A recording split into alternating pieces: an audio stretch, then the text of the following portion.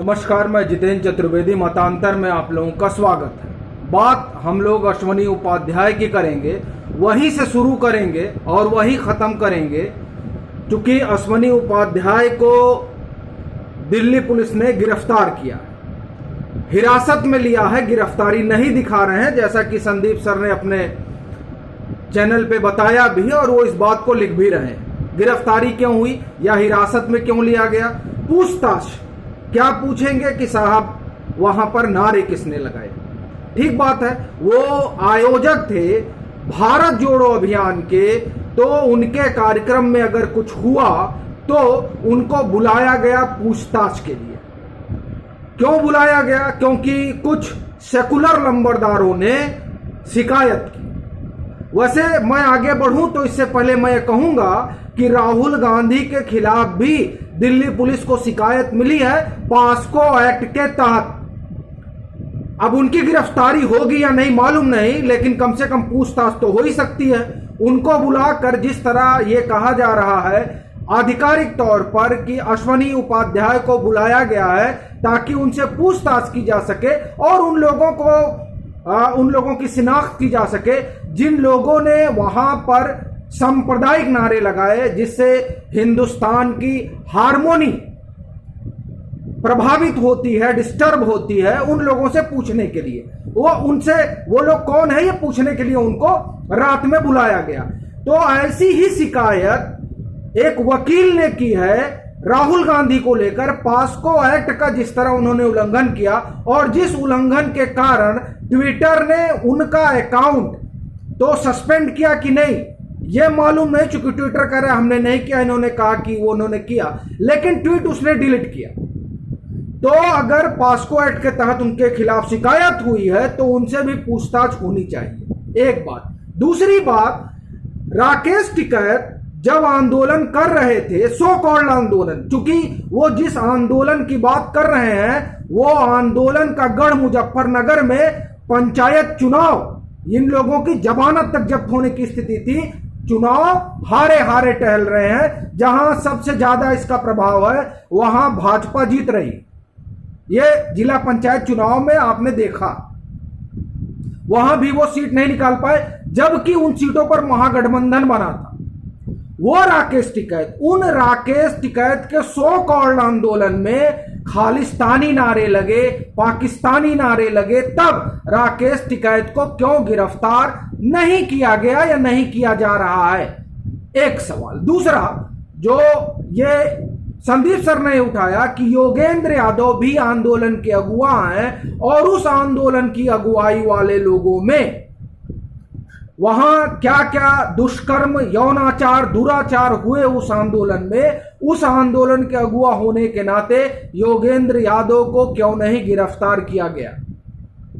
और वो लोग, जो लोग, मैं इस शब्द का प्रयोग तो नहीं करना चाहिए, लेकिन जो लोग ट्विटर पर यह मुहिम चला रहे थे अरेस्ट अश्वनी, क्या वो जब जेएनयू में भारत तेरे टुकड़े टुकड़े होंगे ये नारे लग रहे थे, तो क्या उन्होंने इस तरह का अरेस्ट कन्हैया कुमार या अरेस्ट इस तरह के लोग जो देशद्रोही बातें कर रहे हैं उनके लिए उन्होंने ट्रेंड चलाया था? उसमें वो तमाम लोग हैं, चाहे वो अभिसार शर्मा हो, चाहे आशुतोष कुमार हो और चाहे अजीत अंजुम हो, या ये पूरी जमात, जो जमात अपने आप को सेकुलर कहती है, और जब शर्जील उस्मानी जैसा, मैं ये कहूंगा, 2 कौड़ी का आदमी इनको हड़काता है तो ये ट्वीट डिलीट कर लेते हैं और दुबक कर बैठ जाते हैं। क्या एनडीटीवी ने उस समय, या क्या और तमाम जो सो कॉल्ड लेफ्ट लिबरल, मैं सो कॉल्ड इसलिए कह रहा हूं क्योंकि ये जो लोग हैं, ये लोग, आप ये कहिए कि पूंजीवाद के टट्टू हैं। ये जो यहां कर रहे हैं उस पर हम लोग बाद में आएंगे, लेकिन ये मेरा सवाल यही है कि क्या तब इन लोगों ने इस तरह की मुहिम चलाई थी?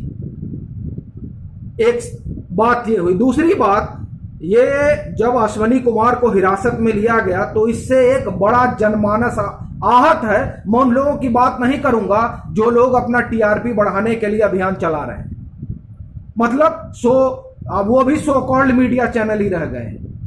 तो अपना सवाल यह है कि जो लोग ये अभियान चला रहे हैं कि वहां पर ये हुआ, वहां पर वो हुआ, और वहां पर ऐसा हुआ, वहां पर वैसा हुआ, तो मैं उन पर नहीं जाऊंगा। लेकिन जब अश्विनी उपाध्याय को गिरफ्तार किया जाता है अमृतुल्लाह खां के कहने पर, जो खुद दंगाई का आरोपी है, एक आरोपी दूसरे के ऊपर आरोप लगा रहा है और उसके आरोप और उसकी शिकायत पर कार्रवाई हो जाती है। ठीक सवाल जो है अमन चोपड़ा हो या कपिल मिश्रा हो, ये लोग उठा रहे हैं। ठीक सवाल संदीप देव उठा रहे हैं और ठीक सवाल मनीष ठाकुर और हर्ष कुमार उठा रहे हैं। कि ये कमाल की बात है कि जिन लोगों ने 26 जनवरी को हिंदुस्तान की अस्मिता संप्रभुता पर हमला किया, तिरंगे को शर्मसार किया, वो खुलेआम टहल रहे हैं और अश्विनी उपाध्याय को हिरासत में लिया जाता। ये शर्मनाक। राहुल गांधी पास्को एक्ट का उल्लंघन करते हैं, उनके खिलाफ शिकायत होती है, लेकिन कोई भी ये जो लिबरल गिरोह है इसमें से कोई भी सामने नहीं आया। अलबत्ता उनके बचाव में लोग न जाने क्या क्या चरण वंदना करने लगे, क्योंकि वो दरबारी। इन्हीं दरबारियों से मुक्ति के लिए और हिंदुत्व के उत्थान के लिए भाजपा को हिंदू जनमानस ने लाया था। अगर ये कहने में किसी को कोई संकोच है तो मुझे नहीं लगता है कि वो कोई काबिले तारीफ काम कर रहे हैं। ये हिंदू टेरर जिन लोगों ने गढ़ा था, आज वही लोग अश्विनी उपाध्याय टेरर गढ़ रहे हैं। हिंदू टेरर के जनक ये वही लोग हैं जो लोग ट्विटर पर ट्रेंड करा रहे थे और हैं अरेस्ट अश्विनी कुमार और ये दिग्विजय सिंह, जिनकी छाती अब टूट रही है, जिनको दर्द हुआ। उस दर्द का बयान हमने कल किया था, लेकिन हमारे बहुत साथी हैं जो दरअसल जिन लोगों ने उसको देखा नहीं। अगर उन लोगों ने देखा होता तो जिस तरह की टीका टिप्पणी वो लोग करना शुरू किए वो लोग नहीं करते, क्योंकि उसी वीडियो में हमने जंतर मंतर पर जो हुआ उसकी बात की और हमने ये भी कहा कि अश्विनी उपाध्याय भारत जोड़ो अभियान की बात कर रहे हैं। वो ये कह रहे हैं कि यहां पर यूनिफॉर्म सिविल कोड होना चाहिए, यहां न सरिया चलेगा, न हिंदू उत्तराधिकार अधिनियम चलेगा, न पारसी का नियम चलेगा, न सिख का, सबका एक यूनिफॉर्म सिविल कोड होना चाहिए। उसके लिए वो वहां आए थे। यूनिफॉर्म सिविल कोड मतलब सब के लिए एक समान कानून। और यह ठीक बात है कि जो हिंदू मंदिर हैं उन पर शासन चलेगा सरकार का, और जो गैर हिंदू इबादत गाह है उन पर उनका शासन चलेगा, भले वो लूट खसोट कुछ भी करते रहे। तो ये सवाल तो उठेगा कि जो जिन लोगों को मैं आपको बताऊं कि कपिल मिश्रा के पिताजी हैं रामेश्वर मिश्र पंकज। रामेश्वर मिश्र पंकज ने जब नरेंद्र मोदी की सरकार आई तो यथावत में एक लेख लिखा, लंबा चौड़ा लेख लिखा, और वो यथावत में लिखते हैं कि दरअसल ये नरेंद्र मोदी नहीं, हिंदू जनमानस की जीत है, हिंदुत्व की जीत। और जब आप अश्विनी उपाध्याय को गिरफ्तार करते हैं या आप ये कहिए कि आप हिरासत में लेते हैं, तब ये सवाल उठता है कि क्या जो लोग हिंदुस्तान की संप्रभुता, एकता और अखंडता की बात करते हैं उनको महज इसलिए बुला लिया जाता है क्योंकि उनके कार्यक्रम में कोई ऊट पटांग नारे लगाता है, और लुटियन कबाल, जिस कबाल के खिलाफ खुद नरेंद्र मोदी और अमित शाह ने उनसे परहेज करते हैं, खुद वो परहेज करते हैं। आप देखिए उन्होंने किसी इस कबालियों को जो है मीडिया सलाहकार नहीं बनाया और ना इन कबालियों की बात कभी सुनते हैं।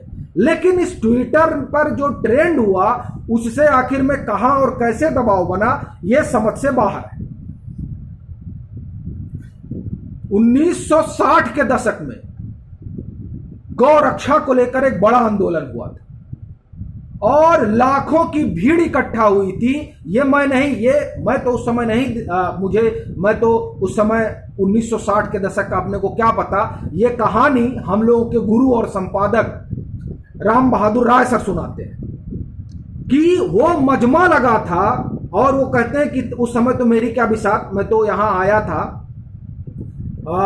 और जो है पूरा जंतर मंतर खचाखच भरा हुआ था। और वो चाहता था कि गोरक्षा को लेकर एक कानून बने। वो बोले कि तब बालेश्वर अग्रवाल बहुत बड़ा नाम है संघ भाजपा में। बोले कि मैं बालेश्वर जी के पास आया, बालेश्वर जी ने कहा कि तुम कहां गए। वो बताते हैं कि हम आए हुए थे यूं ही देख, मतलब टहलने घूमने, और हमको कौन जानता था। तब वहां उस समय के एक बहुत बड़े भारत सरकार के अधिकारी आए और बालेश्वर सिंह से बोले तुम यहां क्या कर रहे हो, यहां से चलो। और तब वहां भयानक रक्तपात हुआ था उन गौरक्षकों के ऊपर। पंडित जी की संभवतः सरकार हुआ करती थी या कांग्रेस की सरकार हुआ करती थी, अगर मैं गलत हूं तो, कि पंडित जी नहीं होंगे तो कांग्रेस की सरकार तो थी। बड़ा रक्तपात हुआ था।